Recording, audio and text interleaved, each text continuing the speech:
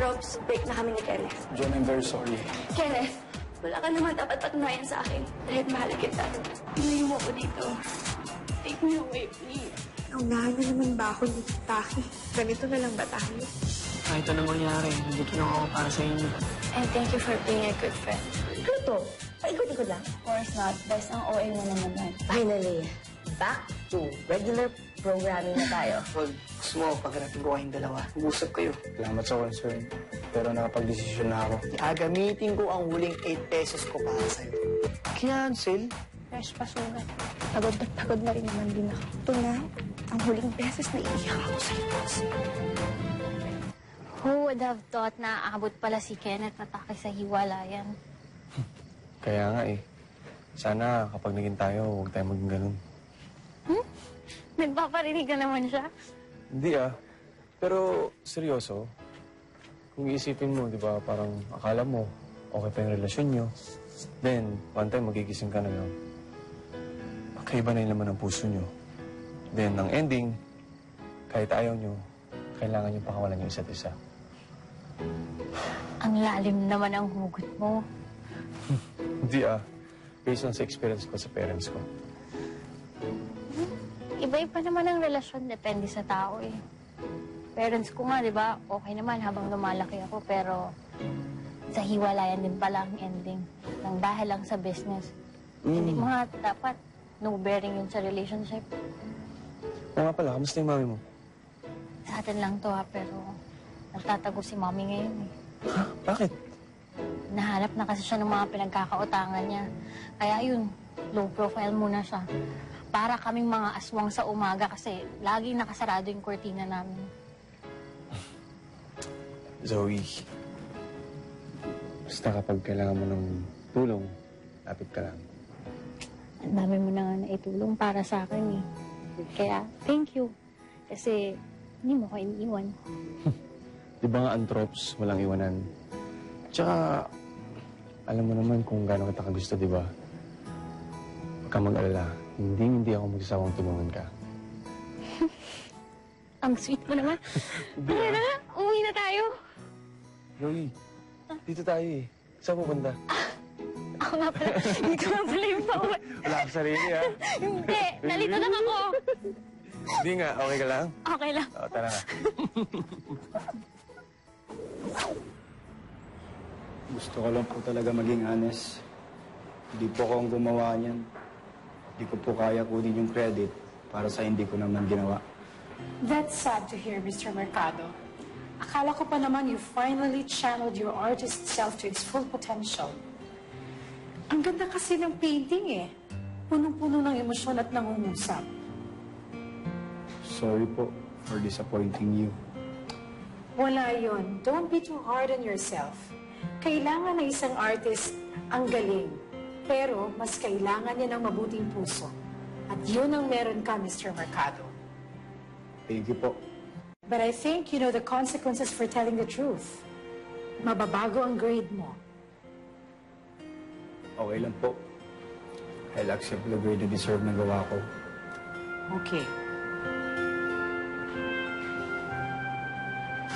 Ano bang meron? Tami, anong pauso ng dad mo? Ewan ko. Wala rin akong idea eh. Mamski? Ay! Huwag akong tingnan nyo.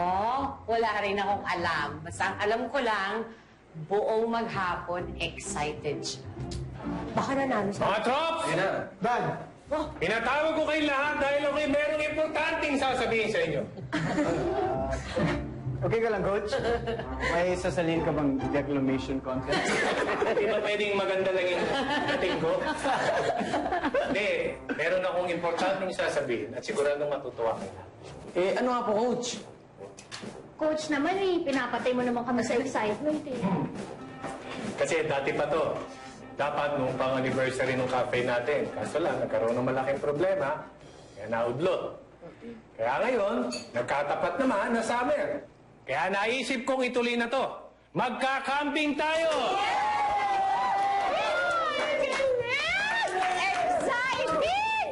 Yes, Mamski. Excited na excited ka, ah.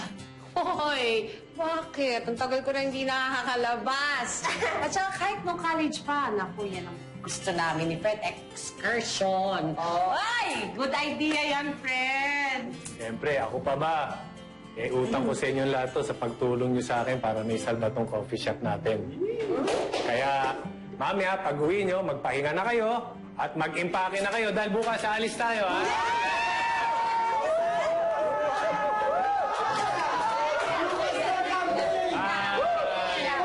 Taki, bakit parang malungkot ka?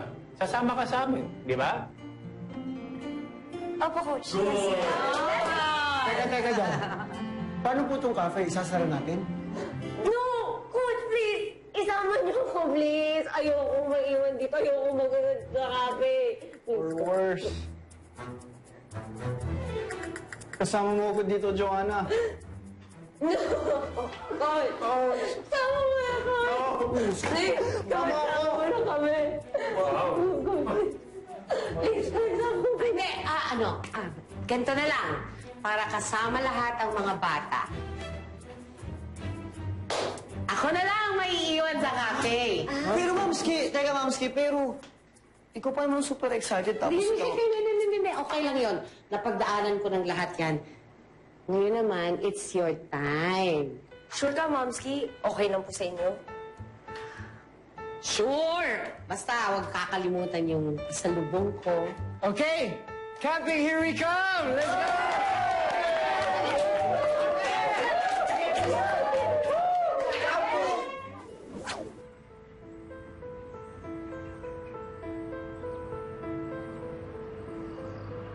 You're so predictable. You're still the same little boy na kapag nalulungkot, sumusuot at nagmumukmok sa isang sulong. Wala naman po kayong ibang memory sa akin kung hindi yung remember. Lagi ka naman wala sa bahay. Point taken. Huwag mo na itago yung clearance mo. I just saw your teacher. Alam kong pasang-awa ka. Talagang walang nararating ang yabang. Maybe I got it from you po. Pati takalas ng dila mo, mukhang nakuha mo sa akin. Pero look at me. I walk the talk.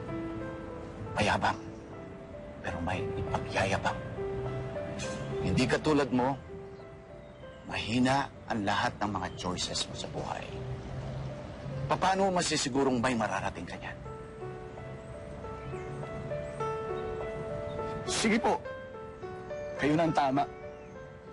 Siguro nga, palpak ako.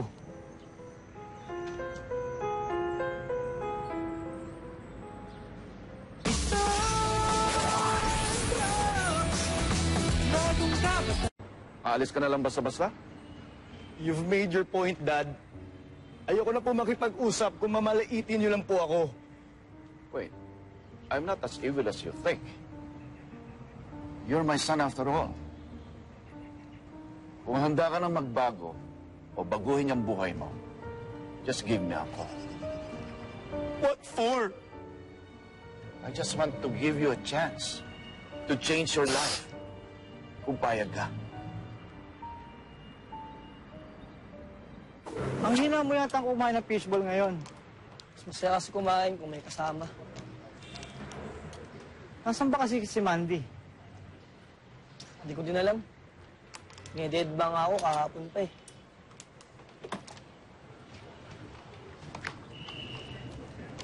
Kahapon kasi, bumili ng fishball. Sasapasahin ka daw niya.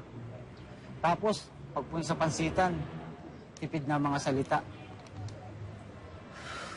Tsago talaga oh. Parang Buboy. Pa-order ako ng mga hilawong fishball. Hilaw? Bakit? Para may stock ako ngayong summer. Alam mo na, walang klase. Para lagi ako may fishball. Ay, ako parang Buboy. Mamimiss kita ngayong summer. Promise. Ano ko na yan? Yung totoo. Ako ba ang mamimiss mo? O yung kasama mo laging kumain? O, Trops, walang malilate bukas, ha? Maaga tayong aalis. Para hindi matraffic. Alas 7, ha? Hindi na kami matutulog ni Taki, Coach. Kuya naman. Uy. Joke lang yan. Don't worry, Coach. I'll be there. Oh, good. Siguraduhan mo yan, bro. You're always late. Don't worry. Hello, summer na, di ba? Let's go! Tama. Mga chong! Kamusta? Pare. Mandy, Oh, may kanto yung trop. Sama ka. ha. Naku, pass muna ako kasi nakapag-promise ako sa tatay ko na maglilinis ako ng bahay. Eh, sayang naman. Hindi na tayo makukumpleto niyan. O nga pala, Dad. Okay lang bang maiwan si Mamski dito? Kasi ngayon parang si Miggy hindi na rin sasama eh. Talaga? Oo. Hindi sasama si Boss? Ay, perfecto. Para makalayo na ako sa kanya. Susunod, hinaan mo yung bulong mo. Ay. Dinig na dinig.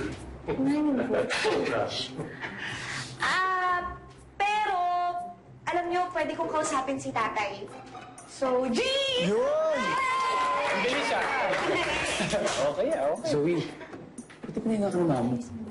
Actually, kakatip lang sa akin ni Mami. Kinontact daw siya ni Daddy kasi kailangan nila mag-usap. So, pwede ako umalis at bigyan sila ng time mag-usap. Yes!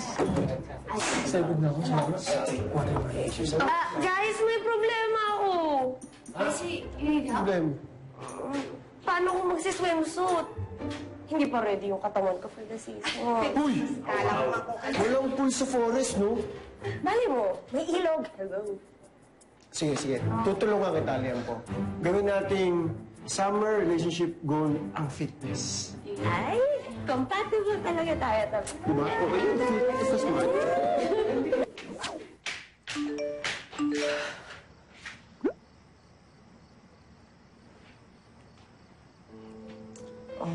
Tol, tungangamod ka. Nag-impake ka na ba? Dahil hindi kami makakasama ni Mamski, ikaw na lang ang representative ng pamilya natin. Hindi ako sure dyan. Ha? Bakit naman? Sayang ang opportunity para magsaya. Okay lang. Parang hindi ko namin kaya na mag-celebrate sa lahat na nangyari sa buhay ko. Himo ka na naman. Susumbong kita kay Mamski. Tol, mas kailangan mo ang sariwang hangin para makapag-isip. Ang totoo kasi niyan, kinausap ako ni Papa. Pinapasama ako sa kanya para magbago ang buhay ko. Ano sabi mo? Hindi ko alam. Hindi ko talaga alam ang gagawin ko. Si Taki lang. Si Taki lang nagbibigay ng direksyon sa buhay ko dati. At ngayon, nawala na siya sa akin. Choice ko yun. At tol, alam ko din na kailangan may magbago sa buhay ko. Pero kapag tinanggap ko ang offer ni Papa, kakainin ko lang lahat ng pride ko. Tol, di ka mag-isa dito. Kasama mo kami ni Mamski. Basta tol, sundin mo lang ang sinasabi ng puso mo. Kahit ano pa yan, tol. Susuportahan namin ni Mamski. Kapag alam mo na ang gusto mo, saka ka mag-desisyon.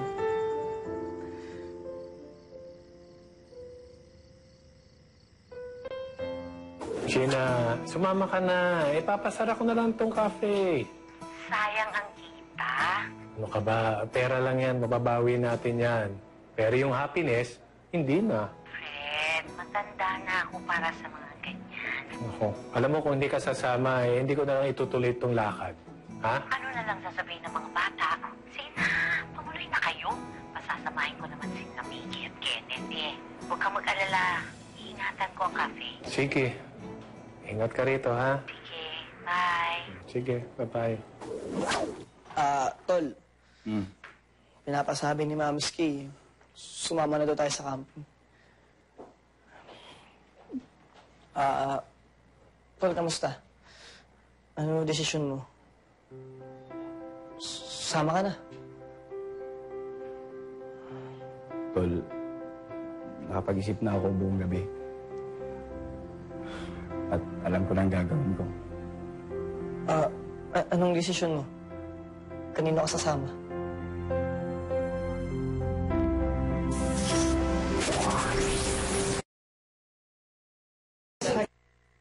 Friends, it's a start.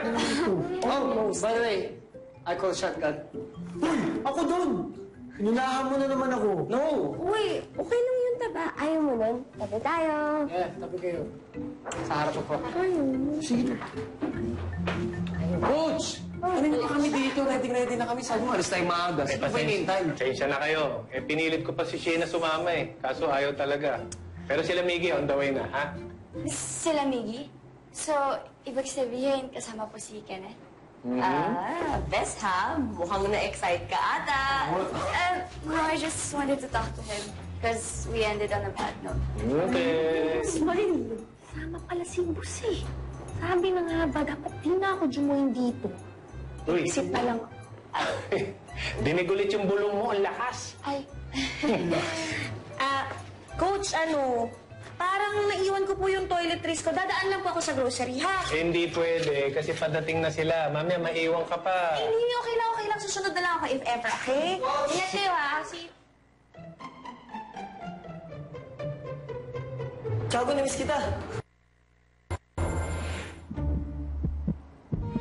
Fail. Wala na. Nakita na ako ni Boss.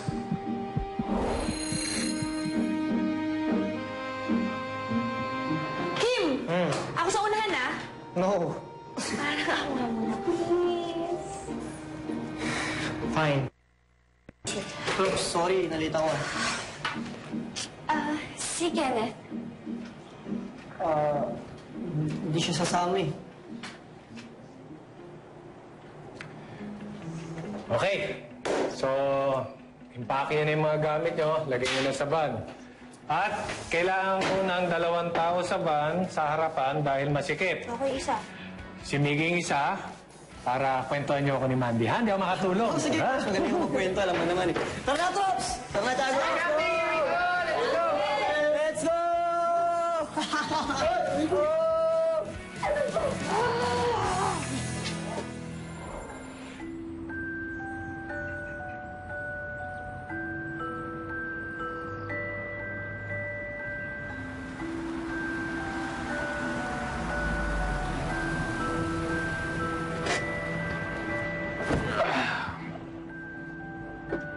Ano?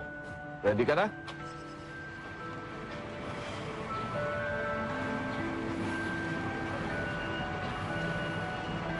Yes po. Good. For once, may tama kang desisyon sa buhay mo. Good. Sige po kayo.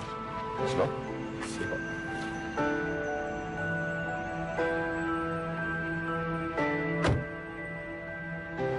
Sana tama tong decision ko.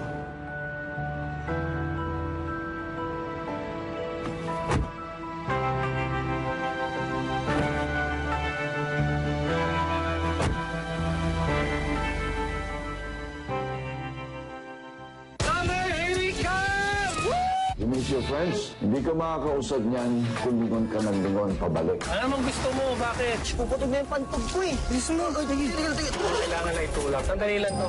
Ano ho? Meron po ba kayong alam na malapit na gasolinahan? Bukas sasamahan ko kayo. Doon na kayo magpaumagi sa bahay. Pasensya na kayo at wala kaming elektrisidad. Asya yung asawa ko. Rebecca! What is happening?